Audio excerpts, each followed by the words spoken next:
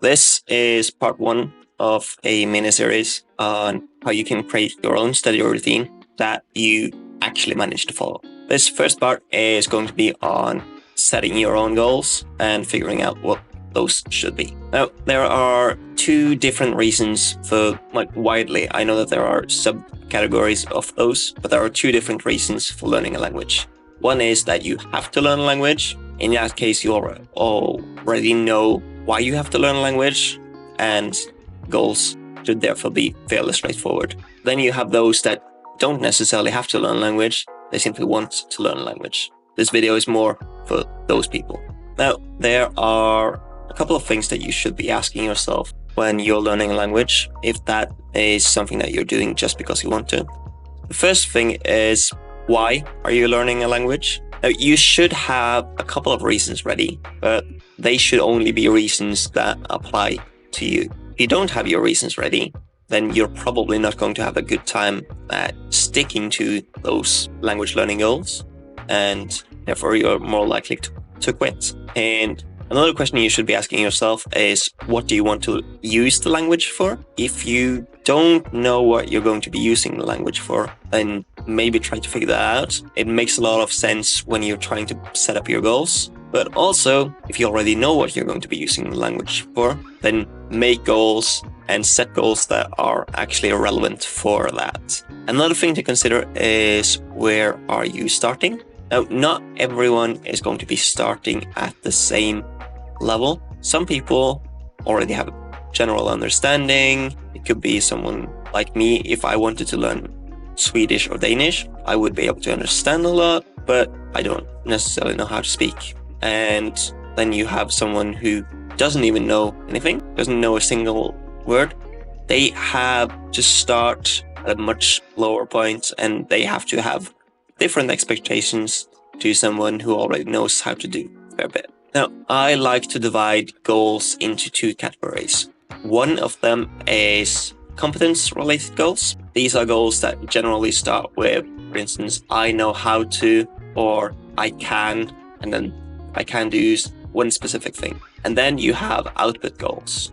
Output goals are things like, okay, I have read 10 books. I have listened to something. I have done a task, like for instance, subscribing. Just had to do that. And for competence, the goal is something that you set, and you'll know, for instance, when you're able to do a certain thing, you'll know that. But the way that you go through it is by doing output and getting input, meaning that I have to do tasks like reading to be able to achieve these goals, or I have to be watching a lot of series, which is input, and I could also be writing, which is output. These are the ways that you achieve those competence goals, but the competence goal is the goal in itself. For output, it's the other way around. So you set a goal of, okay, I want to have read a certain amount, and by the end of this, I will have probably learned how to do simple conjugations and such. Now, you're free to choose whichever one of these you like. It just comes down to what fits better into your mindset. For me, for instance, I know that it's a lot easier to track output goals than just trust the process and trust that I am going to be learning a lot from these goals. An example of competence goal is, for instance, I would like to know how to use the past tense of regular verbs, or I know how to hold a conversation about one of my hobbies.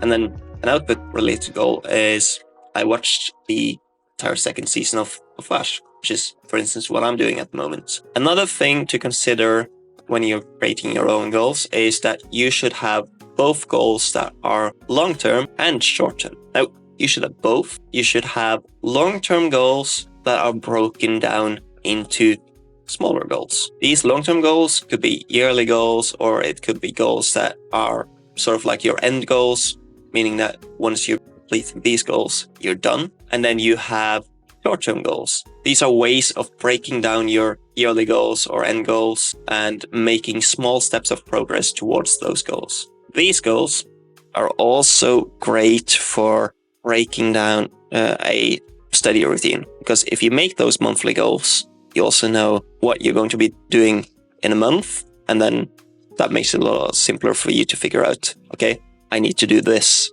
during a normal day. An example of a long-term goal, or for example, a yearly goal, is I want to read 10 books and I want to listen to 200 episodes of a podcast, which is what I'm doing at the moment. An example of short-term goals is I want to read 500 pages. That's something that you can do in a month. And I want to listen to 20 episodes of a podcast. That is also something that you can do in a month. That's a very simple way of going about creating long-term output goals and then making those into smaller goals. For competence, I would probably do something else. I want to know how to use all verb tenses for regular verbs and most irregular verbs. And then I would practice and read books and read up on the subjects and break those into smaller chunks.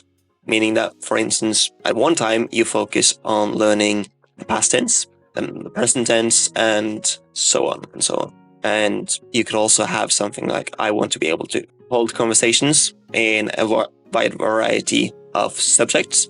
And then you could break those down into monthly goals. Like, I want to be able to hold a conversation about a certain type of hobby, cooking, it could be anything. And then just break those down into smaller tasks. That is how I would make my goals.